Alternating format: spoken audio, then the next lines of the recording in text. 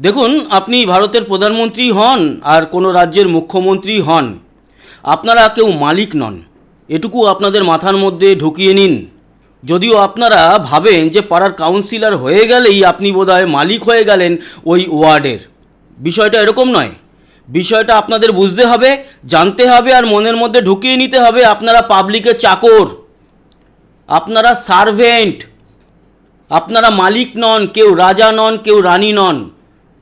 আর এটা মনের মধ্যে ঢুকিয়ে নিলে ভালো থাকবেন। আর যতদিন আপনারা মনে করবেন আপনারা রাজা, আপনারা রানী, তারপর এমন ঠোকা ঠুকবে পাবলিক যে পথ খুঁজে পাবেন না। জেনে রাখবেন, আপনাদের যে মাইনে, সেই মাইনে হয় পাবলিকের টাকায়। শুধু আপনাদের নয়, আইপিএস আইএএস অফিসার যারা নিজেদেরকে বাঘ মনে করে, হ্যাঁ, তাদের তাও আমি সম্মান দেব। কেন? তারা সেই জায়গায় এসছে পড়াশোনা করে, আর সাধারণ মানুষকে বোকা বানিয়ে তাদের ঘাড়ে পা দিয়ে উঠে আপনারা যারা নেতা নেত্রী, আপনারা কিন্তু কোনো পড়াশোনা সেইভাবে না করেই এসেছেন। আর আপনারা ওই শলা পরামর্শ, ষড়যন্ত্র এইসবের উপরে ভিত্তি করেই নিজেদেরকে মালিক মনে করেন। আসলে আপনারা চাকর, সার্ভেন্ট। এটা মনের মধ্যে ঢুকিয়ে নিন। আপনাদের যে ইনকাম, সেই ইনকামগুলো কোথা থেকে আসে?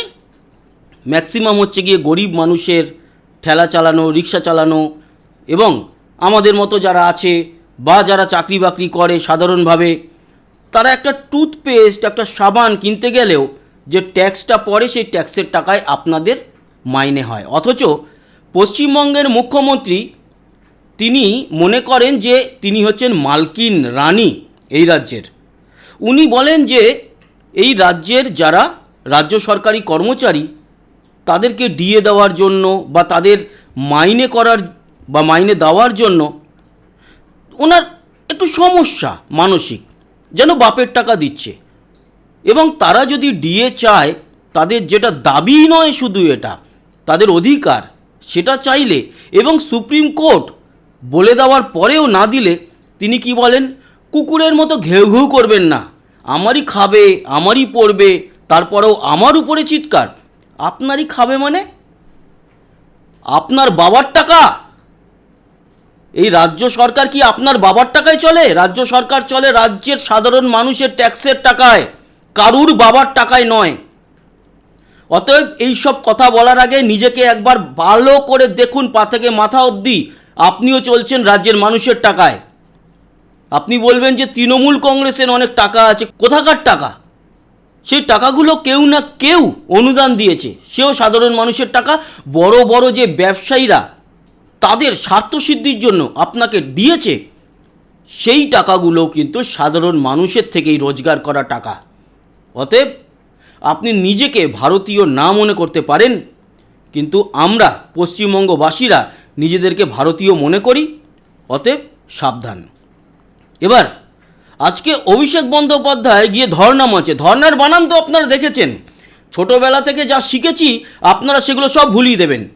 আপনারা সতীদাহ প্রথাকে পতিদাহ প্রথা করে দেবেন, তারপরে ১৫০০ কেজির বাচ্চা জন্ম দিয়ে দেবেন, জৈন ধর্মকে বা জৈন ধর্মকে আপনারা যৌন ধর্ম মানিয়ে নেবেন, রাকেশ রোশনকে চাঁদে পাঠিয়ে দেবেন, ইন্দিরা গান্ধীকে চাঁদে পাঠিয়ে দেবেন। এটাই তো আপনাদের কাজ। আসল শিক্ষা তো আপনারা দিতে পারবেন না। কিন্তু যেটুকু শিক্ষা আমরা পেয়েছি তাতে বুঝে গেছি যে আপনাদের মতো অশিক্ষিতরা এই পশ্চিমবঙ্গে থেকে নিজেদেরকে মনে করছেন যে আপনারা ভারতীয় নন। জেনে রাখুন, আপনি এই যে 2026-এর ভোটে এবং আপনার ওই চটিচাটা পাবলিকগুলো 2026-এ যেই জায়গায় যাবে, সেখানে কিন্তু ফেরার রাস্তা আপনাদের কাছে থাকবে না। চ্যালেঞ্জ করলাম, এই 2026-এ আপনাদের উদ্ধার করার কারুর ক্ষমতা নেই। তার কারণ আপনারা ভারতবর্ষের রাষ্ট্রপতিকেও অসম্মান করেন।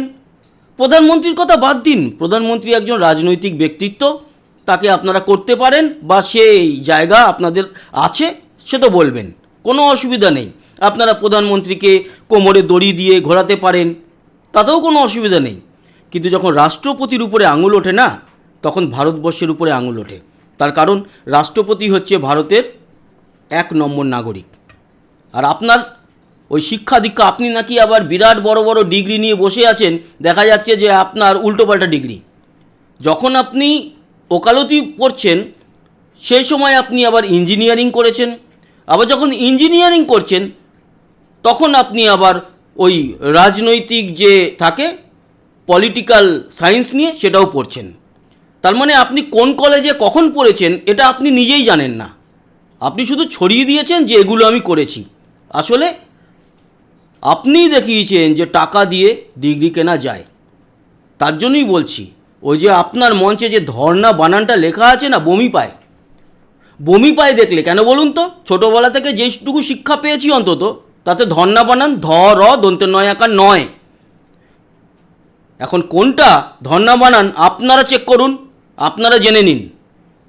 আপনারা ছোট ছোট শিশুদেরকে যেরকম মূর্খ বানিয়ে রাখতে চান, যাতে বড় হয়ে শুধুমাত্র ১,৫০০ টাকা ওই বেকার ভাতা পেয়ে তারা নিজেদের জীবনযাপন করবে আর আপনাদেরকে শুধু ভোট দেবে, আপনাদের পতাকা নিয়ে ঘাড়ে দৌড়াবে, এটাই চান।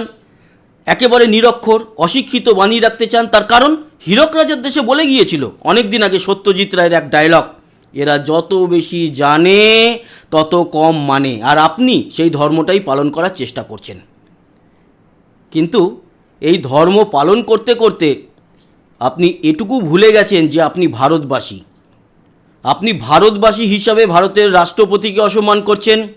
আর ভারতের জনগণ তো বাদ দিন, পশ্চিমবঙ্গের জনগণের কাঁধে বন্দুক রেখে চালানোর চেষ্টা করছেন, অথচ সেই কাঁধ কিন্তু পশ্চিমবঙ্গের জনগণের নয়।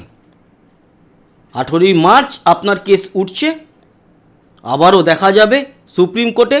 যদি তারিখ পে তারিখ সেদিন না হয় তাহলে কিন্তু কপালে দুঃখ আছে ম্যাডাম। আর ভারতীয় হওয়ার চেষ্টা আপনাকে করতেও হবে না। আপনি কি বলেছেন আজকে? আপনি বলেছেন মুসলিম সম্পর্কে বা মুসলিমদের সম্পর্কে যে ওই লোকজনরা, মানে আপনি মুসলিম কথাটা উচ্চারণ করেননি, আপনি কমিউনিটি বলেছেন। আপনি বলেছেন ওই কমিউনিটির লোকরা যদি একত্র হয় তাহলে নাকি আমাদের হিন্দুদের কপালে দুঃখ আছে। আপনি এত বড় কথা বলতে পারলেন একজন ব্যানার্জি হয়ে?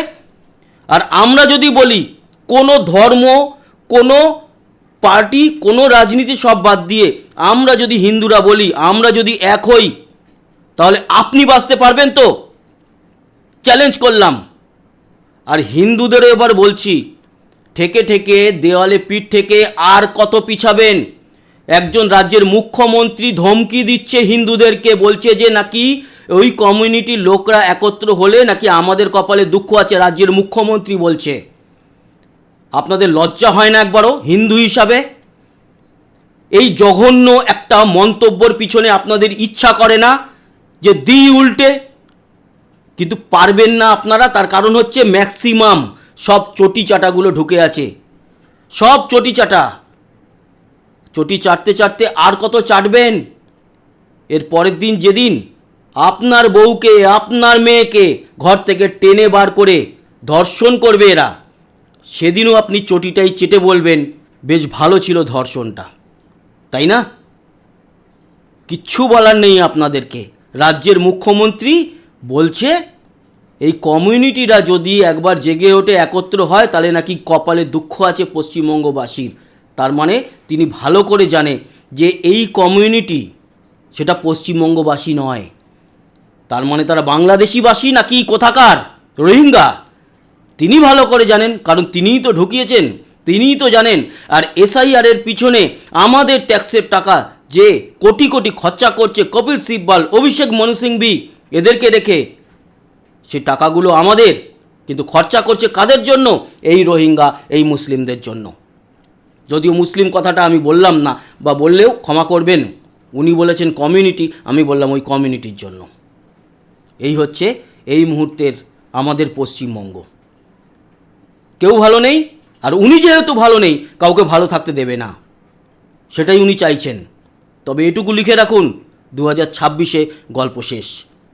আর যদি 2026-এ গল্প শেষ না হয় ওনার, তাহলে চ্যালেঞ্জ করলাম আপনার গল্প শেষ, আপনি আর বাঁচতে পারবেন না। এবার আপনি ঠিক করবেন আপনি কি করবেন। দেখা হবে আবার, ততক্ষণের মতো টাটা।